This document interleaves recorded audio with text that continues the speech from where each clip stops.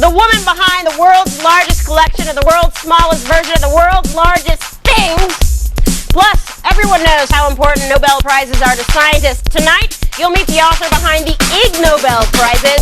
Slightly less noble achievement, much more entertaining. And finally, fart-proof underwear. Hey everyone, I'm Laura Swisher, and I apologize for what you just saw. Again, I'm sorry, and you're watching Unscrewed.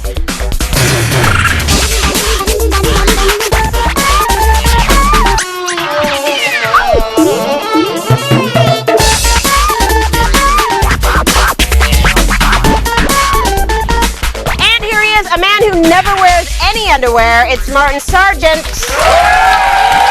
How you doing, everybody? How you doing, everyone? Thank you so much for being here on Unscrewed. Thank you so much. Wonderful to have you there. Actually, I don't wear underwear in the conventional meaning of the term. I wear something more like I call it a restraining package, you know?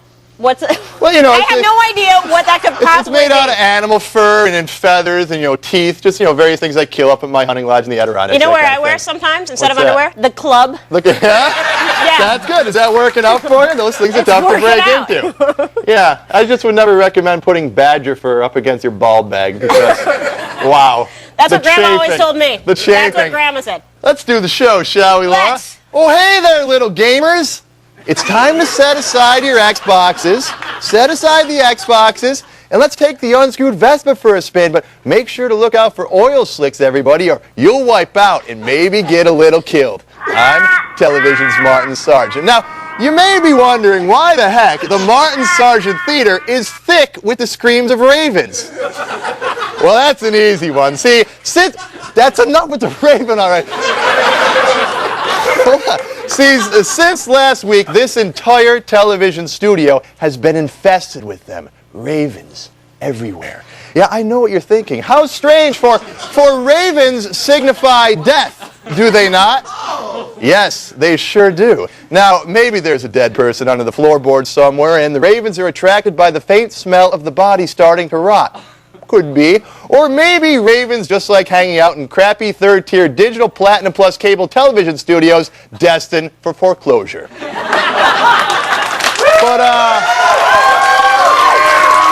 you know what? Who really cares? Because the important thing is the ravens are here and they must be eliminated. So thank God for internet, because I'll tell you, if you ever need to learn how to get rid of a whole crap load of ravens, internet is the place to go. To solve a raven infestation, the ultimate site is roguesci.org. Just a quick perusal and you'll find recipes for homemade poisons, explosives, how to build guns, everything you need to know to permanently solve your raven problem, if you have one. Now, first off, I killed the ravens using meat poison with hydrogen chloride. Yeah, killed a whole lot of ravens too, but not enough, because as you can hear, many ravens remain. Okay, this would be the point where the raven is supposed to come back in, dumbass. Jesus. All right, next I thought about building a large bomb or creating a poison gas cloud to get rid of the ravens, but that might kill innocent people, and that's no good. No, what I need is an exterminator. So just before the show, I did one of them Google searches for raven exterminators, and I came up with one based right here in sunny Santa Monica, California. So let's go ahead and call her, see what she can do for old Martin Sargent, shall we? Okay, it's ringing. Hello? Hello, Raven Elimination Services! Hi, how you doing? This is television's Martin Sargent over at Unscrewed. Oh, yeah, I'm a huge fan of your show. I love you! Really? Oh, yeah, you got a raven problem? Oh, I got one hell of a raven problem. Can you help me eliminate him? Well, I'll tell you, I can't. Now, you don't always have to kill the ravens, No? Martin. What I do is I sing a special magic song, that sounds good, and yeah. they live on their own. All right, yeah, let's do it that way. Okay, let's try it. Now repeat after me. Okay. Oh, ravens. Oh, ravens. You can have my flesh. You can have my flesh. But you will never get my soul. Well, you will never get my soul. Now go. Now go. Get the out, Raven. cowardly birds! Get out! Get the F out, you are cowardly birds! Get the F out! Yeah, Mrs. Crackles, I think it worked! There's no more ravens! You're welcome! Thanks, Miss Crackles! Wow! How about that? Wow, save the day. Well, it looks like the internet saved the day again. For without it, I never would have been able to find Mrs. Crackles and solve our raven problem. Thanks, internet. And also, I'd like to express a little gratitude to my assistant, Roderick, who recently found some web footage of Asian women with sweaty breasts eating soup. He can't swing a raven, but he can find that. Let's watch.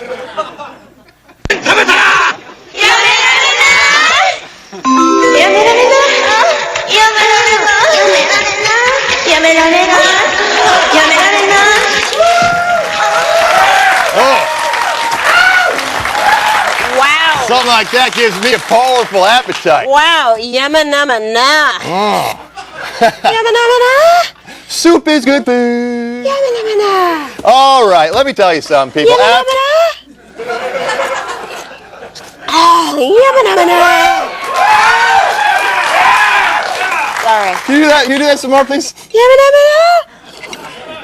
See, finally the ratings are going to go up. Let me tell you something, people. After we complete tonight's show, it will be placed in a display case in the Museum of Television Greatness. And in the coming years, so many people will come bear witness to its greatness that a new religion will form. And lo, that religion will be a faith not of peace, but of fire. Tonight we shall honor the bizarre, the mad, the seldom praised, and then we'll show you how to hide the smell of farts. Well, let's begin tonight by paying tribute to another great American.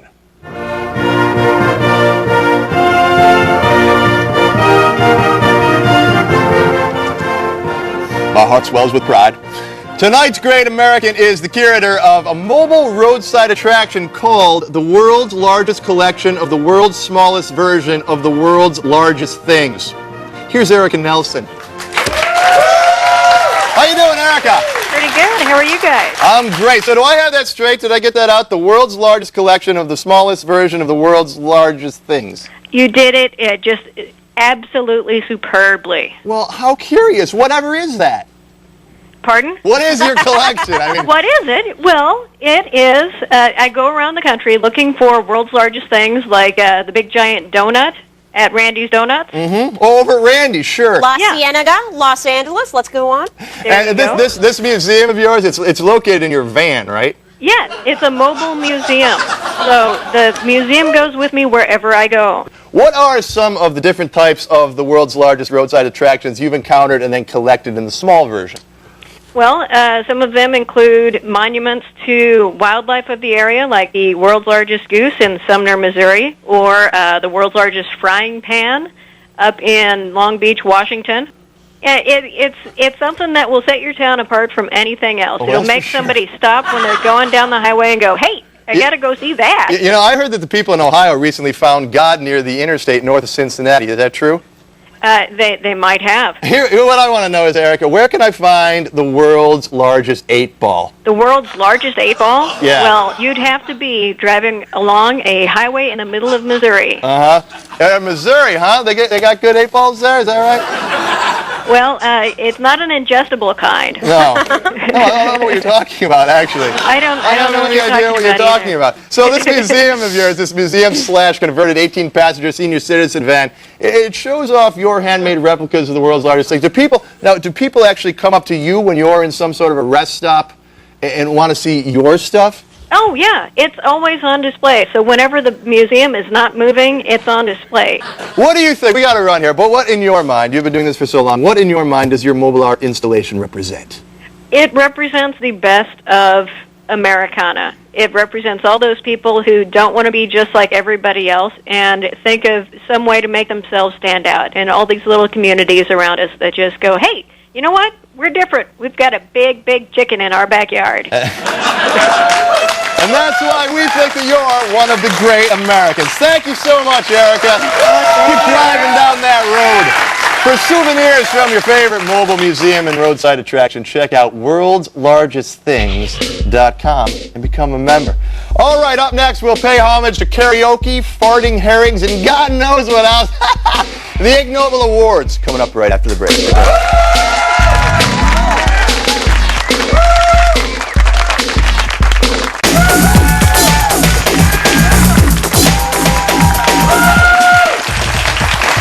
Oh, hey, welcome back, everyone. My next friend is known for paying homage to some of the most bizarre research ever presented with a straight face. Here's the founding father of the Ig Nobel Awards and the author of the book by the same name via satellite from somewhere near Harvard, Mark Abrams. Hey, Mark. Great to have you on the program. So to win wherever I am. To win one of these Nobel Prizes, and believe me, I've won several, you must do some very great things. What must you do to win an Ig Nobel Prize? It's an odd thing. You have to have done something that first makes people laugh and then makes them think. And that's it. And what people think, that's up to them. Mm-hmm. So your website pays homage to all the recipients of the Ig Nobel Prize in the years past. Can you give us some examples of this, some of the research that were rewarded? Sure. I've been doing this since 1991. We give 10 a year, so there are quite a few. There was a prize given to the patent holder for the comb-over. Get out of here. Nobody invented a comb-over. Well, that's a separate question. They don't claim, in fact, they insist they did not invent it, they merely patented it. Very nice. So another one is karaoke. The guy who invented it actually won an Ig Nobel Prize. I think that's very much deserved. I think he should have won a Nobel Prize for inventing karaoke. Someday it could happen. Who was it? Well, you just saw a picture from, his name is Daisuke Inoue. He lives in Japan. About 1971, he invented karaoke. Anyway, he never made any money. This was maybe the only honor he's gotten. He came to the ceremony a few weeks ago here at Harvard, and we had 1,200 people in the largest meeting place at Harvard. We had a bunch of Nobel laureates. They're the ones that hand the prize. And we had a sort of magical little moment in history when the Nobel laureates sang a karaoke tribute to Mr. Inoue. Boy, that must have been a scream for all you Harvard people there. What's your karaoke song? I bet you go out there a lot and sing the karaoke. Oh, I have too many. The memories crowd my mind. All right, so one more we have time for. Takeshi Makino. What did he win an Ig Nobel Prize for? He also is Japanese. About 5 years ago, he won the Ig Nobel Chemistry Prize for his involvement with something called S-check. S-check is a kind of chemical. It comes in little vials. And he's a detective. People hire him to use S-check. Typically, suspicious wives hire it. He dribbles this little chemical on the underwear from the husband. And if the husband has been unfaithful, so goes the theory, his underwear starts glowing. Oh, my God. That's not available in this country yet, is it? No, in fact, in his acceptance speech, he said, "You're Americans, you don't have to worry. I have no plans to bring this product to the United States." Now, thank God. So, one more thing. You're talking about his acceptance speech. You have a little thing that you do if the acceptance speech goes too long called Sweetie Poo. What is that? Miss Sweetie Poo. We have the same problem every award ceremony does, but we keep things really short. Miss Sweetie Poo is a beautiful, charming 8-year-old girl. And whenever she feels somebody has talked too long, she looks up at them and says, "Please stop. I'm bored. Please stop. I'm bored. That's a great Please idea. Stop. I'm bored. Does anyone ever physically attack her? I'm bored." No, they've tried to bribe her, but nothing works. She is one tough kid. Hey, man, thanks very much for being on the program. Okay. Thanks for having me. Ig Nobel Awards, and to win a date with the Nobel laureate, check out improbable.com. That's what happens. If you win all these things, you can actually go out with Nobel laureate. Go to ignobel.com for more information. All right, thanks a lot, Mark. Now, coming up, a man whose underwear may very well make the world a better place. Stick around.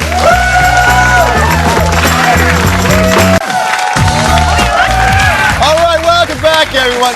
You know how sometimes you're sitting in a production meeting for your TV show and you just lay out a real dirty, stank-ass... Well, never mind. My next friend is the recipient of an Ig Nobel Prize for an invention that can save us from future outbreaks. Here's Buck Weimer. How you doing, Buck? Good. Great to have you here on the program. Thank you very much. Yeah, thank you. So, you invented these things. It's underwear with some kind of a filtration system in there, right? Absolutely, yes. For farting.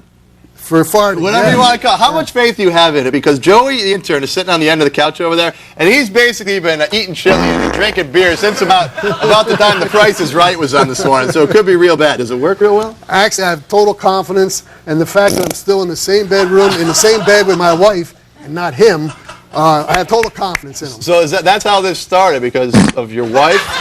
Yes. My wife has irritable bowel syndrome, Crohn's disease. Wow. And when it flares up, she has a very difficult time digesting tryptophan, which is a protein, one of the 8 essential amino acids. I thought that was the stuff in turkey. It is, but it's in almost every food.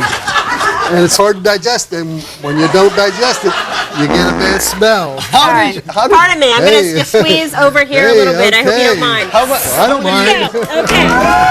Is your wife watching? I've clearly lost control of the machine. I've clearly lost control of the machine. How many years have you and your wife been together? 35. And how many years since you invented this thing? 2001, you won the Ig Nobel Prize. Has the relationship really flowered in the past 4 years? Yes, it has. Yes, it has, believe me, because she spent a lot of time making me a long sufferer.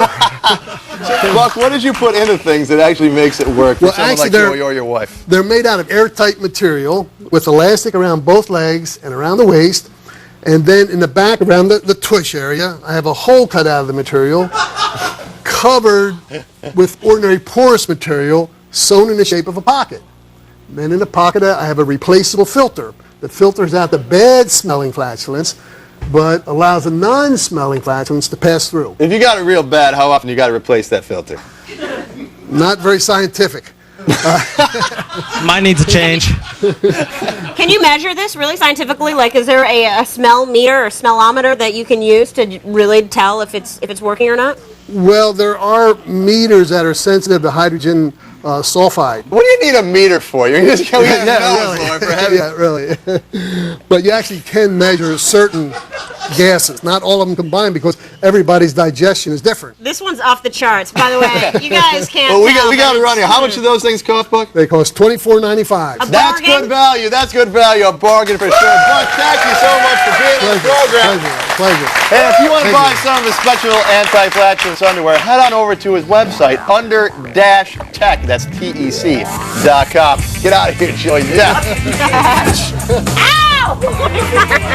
I hope we caught that on camera. Feels bad. All right, after the break, we're going to check in with one of our oldest and most distinguished fans, film star and Halo 2 champion, Michael Caine. Don't miss it. But first, toss this on your brain. Yeah, you guys, I would really love to go see Unscrewed, but I can't right now. Who do you think you're talking to? I'm really busy. That Martin, he's really hot. Blah, blah, blah. Yada, yada, yada. But the deal is, I just have a big presentation to do. Shut your face. Log on to the website for your free tickets. All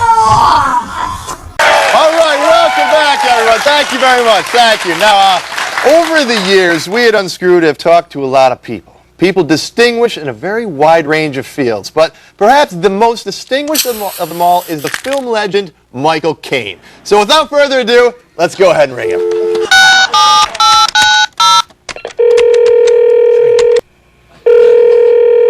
Hello? Hello, I'm Michael Caine. Oh, good, Mr. Caine. It's Martin Sargent, Unscrewed. Oh, yes. You know, I have been watching Unscrewed for months. And I must say, it was a little bit better at Tech TV. What? In San Francisco. What? Well, what are you talking about? It just seems to me, and mind you, I'm just a casual observer, but it seems to me you're not having quite as much fun. Well, no, what do you know? You're just some kind of a knight in movies or something like that, man. Come on. Well, it's a good point. And what I want to say to you is you should leave it and come with me on a cruise to Ceylon, where you can live with me on my tea plantation. Really? Yes. Are you serious about that? Yes. You know what? I'm going to take you up on that. Yeah, I would love to live on your tea plantation in Sri Lanka. But pretty well good then. I got a couple demands. Is it all right if Swish comes with me? Absolutely yes. All right. How about my intern Joey? Can he come? Cheerio, yes. All right, Joey, you can come too. How about the ambassador of gay? Is he okay to come too? Bloody well, yes. How about, can I even bring Ricky Kang? Bloody well, yes. Can I bring all of my extremely talented, in some cases very hot writers and producers? I would like you to do Well, that's great. everybody to Well, the tea plantation. Fantastic then. Sorry, Unscrewed Army. You know, me and my whole staff, we're moving to Sri Lanka with Michael Caine. So we probably won't be on the TV anymore, but we'll be back maybe a little higher up on the dial down the road. We love you, and hopefully tonight we'll see you at the bar. Thanks for watching, everyone. I love you. Thanks so much.